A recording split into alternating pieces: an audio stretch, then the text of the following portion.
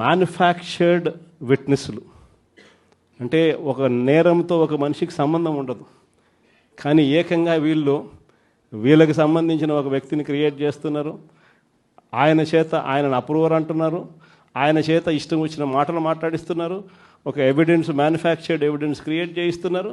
ఆ మనిషితో ఈ మనిషి పేరు చెప్పిస్తున్నారు, ఈ మనిషిని ఇలా అరెస్ట్ చేస్తూ ఉన్నారు. ఇంతవరకు ఎప్పుడు హిస్టరీలో ఇటువంటి కార్యక్రమాలు ఎప్పుడు జరగల. ఒక తప్పుడు సాంప్రదాయానికి పెద్ద మనిషి చంద్రబాబు నాయుడు గారు ఈరోజు బీజం వేస్తూ ఉన్నాడు.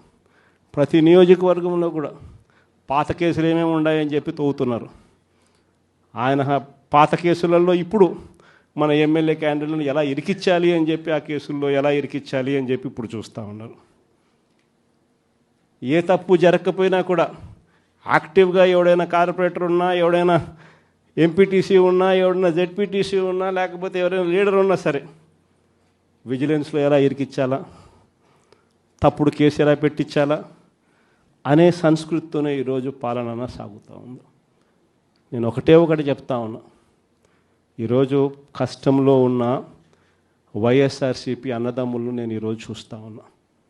నేను మీ అందరికీ ఒకటే చెప్తా ఉన్నా, మీ అన్నగా, మీ తమ్ముడిగా, మీ బిడ్డగా ఒకటి చెప్తా ఉన్నా. నెక్స్ట్ వచ్చే జగన్ 2.0లో పరిస్థితి ఈ మాదిరిగా ఉండదు.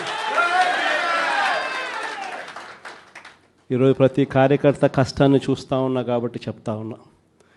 ఇంతకుముందు మన హయాంలో మనం వచ్చే టయానికే కోవిడ్ మహమ్మారి మధ్యలో 2019 జూన్లో మనం ప్రమాణ స్వీకారం చేశాం. ఆ తర్వాత ఆ మార్చిలోనే ముగియక మునిపే, ఒక సంవత్సరం కూడా సరిగ్గా ముగియక మునిపే 2020 మార్చి వచ్చేసరికి వెంటనే కోవిడ్ వచ్చింది.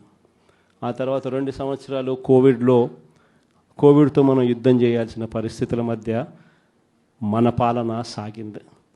బహుశా కార్యకర్తలకు అనుకున్న మేరకు బహుశా నేను చేయలేకపోయి ఉండొచ్చు, కానీ ఇవాళ ఒకటే చెప్తా ఉన్నా, ఈరోజు ఈ కష్టాన్ని చూసిన వ్యక్తిగా చెప్తా ఉన్నా, రేపొద్దున ఇలా ఉండదు. రేపొద్దున జరిగే ప్రతి విషయంలోనూ వైఎస్ఆర్సీపీకి కార్యకర్తే నెంబర్ 1గా ఉంటాడని మాత్రం ఖచ్చితంగా చెప్తా ఉన్నా.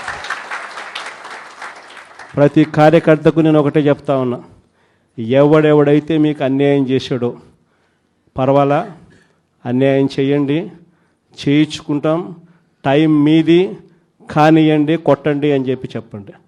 ఆడు ఎవడు ఏం చేస్తా ఉన్నాడో పేరు రాసుకోండి. రెడ్ బుక్ అని నేను చెప్పను, కానీ పేరైతే రాసుకోండి. మీరు ఏ బుక్లో రాసుకున్నా పర్వాలా, పేరైతే మీరు రాసుకోండి. దాని తర్వాత మాత్రం అన్యాయం చేసినోనికి సినిమా మాత్రం మనం చూపిస్తామని చెప్తాను. ఆ మనిషి రిటైర్డ్ అయి ఉన్నా కూడా లాక్కొని వస్తా, ఆ మనిషి దేశం ఇరిచిపెట్టిపోయినా లాక్కొని వస్తా. ఎవరిని వదిలిపెట్టేది ఉండదు. ఒక్కొక్కడికి మాత్రం సినిమా మాత్రం ఎలా చూపించానో అలా చూపిస్తామని మాత్రం చెప్తాను.